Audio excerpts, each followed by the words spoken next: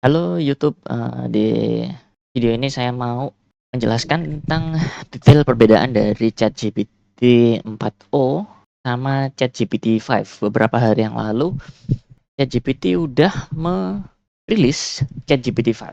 Nah, kalau di sini ChatGPT 4o ini multimodal, cepat, murah per-call, dan strong di audio, vision, text, dan bahasa non-Inggris.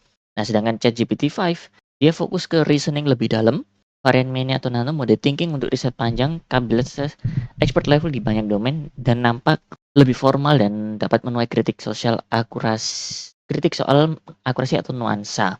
Jadi kalau kita simpulkan sekilas, ya kalau 4o itu intinya lebih ramah ya kalau dibandingkan ChatGPT 5. Di mana ChatGPT 5 itu lebih ke inti logis dari pertanyaan atau yang ingin disampaikan oleh user. Ini ada plus minusnya. Kalau plusnya ya jadi lebih akurat informasinya. Sedangkan untuk ChatGPT 4o itu lebih memvalidasi perasaan dari usernya. Ya masing-masing memiliki kelebihan atau kekurangan masing-masing. Dan perbedaan yang paling saya rasakan dari versi terbaru ini adalah di bagian regenerate. Nah, kalau saya regenerate itu biasanya kalau pakai yang 4o itu hanya ada tulisan regenerate response. Nah, sedangkan kalau yang di ChatGPT 5 di sini ada add detail, more conscience, bisa try again juga, dan juga di sini ada kalau misalnya saya bikin prompt baru di bawah sini ada sesuatu tadi apa lagi ya? Add detail ya. Jadi kita bisa nambahkan add detail atau tambahkan lebih banyak dan kita bisa search the web menggunakan fitur regenerate response ini. Bedanya di situ. Kalau yang 4o yang dulu itu nggak ada, cuma ada regenerate response saja. Nah, perbedaan pentingnya ada tujuan desain dan kekuatan inti. Yang GPT-4o dibangun sebagai multimodal all-rounder, teks, gambar, dan suara real-time. Dibuat supaya gampang dipakai, diproduk dengan latency rendah dan biaya lebih murah. Cocok kalau butuh input visual atau audio plus chat cepat. Nah, ChatGPT 5 diklaim sebagai smarter across the board, ditekankan kemampuan reasoning seperti matematika, sains, hukum, dan coding, jadi outputnya diklaim lebih expert level untuk tugas kompleks. Ada juga varian yang lebih ringan untuk skala. Jadi kalau misalnya kita nggak pengen detail, dia bakal kasih jawaban singkat. Ini kan juga lebih istilahnya hemat tenaga ya dari server side-nya.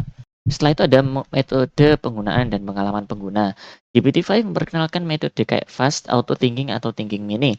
Jadi bisa milih trade-off antara kecepatan versus kedalaman analisis. Jadi ini usernya milih kita mau jawaban yang detail atau mau jawaban yang singkat-singkat aja. Kalau GPT-4o plug and play, jadi kayak kita ngechat ini langsung jawabannya ini, ngechat ini langsung jawabannya gini gitu ya. Nggak bisa milih kita mau metode yang mana. Konteks link dan tugas besar, GPT-5 dipakai dengan konteks panjang. Ya, jadi untuk dokumen panjang, analisis berlapis, dan lainnya, itu ChatGPT 5 lebih oke. Latensi, biaya, dan varian ringan.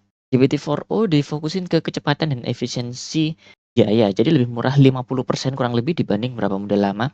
Di API waktu diperkenalkan, jadi cocok buat real time apps. Jadi kalau misalnya kita pakai ChatGPT 4o yang zaman dulu, itu lebih cepat biasanya ya. Tapi GPT-5 juga hadir ya mini dan nano untuk lebih rendah. Tapi kalau misalnya kita pakai flagshipnya atau thinking, memang makan resource lebih besar per query-nya. Lalu kualitas jawaban dan masalah nyata. Jadi GPT-5 ini lebih kuat di tugas teknis atau analisis, tapi juga memicu keluhan seperti kurang terlalu formal atau kurang empati.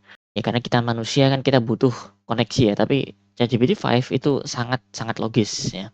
Tapi OpenAI sempat mengembalikan beberapa opsi model karena feedbacknya, karena penggunanya lebih suka yang ramah. Cuma kalau saya lihat beberapa hari yang lalu di X-nya OpenAI, mereka akan meluncurkan ChatGPT 5 yang lebih ramah ke pengguna, sehingga pengguna lebih nyaman gitu ya interaksi dengan dia. Jadi kita nggak perlu khawatir kalau kita mau AI yang lebih empatik jawabannya ya. Lalu ada integrasi dan ekosistem. Jadi integrate GPT-5 untuk produk DevTools, jadi buat para developer yang mau mengembangkan aplikasi ini bisa lebih lebih nyaman menggunakan GPT-5, tergantung use case-nya ya. Kesimpulan praktisnya kalau butuh latensi rendah, multimodal, dan efisiensi biaya untuk aplikasi real time, lalu GPT-5 untuk reasoning lebih dalam dan kerja dokumen panjang. Tapi tidak masalah kalau misalnya jawabannya lebih formal. Ya sekian video dari saya, semoga bermanfaat.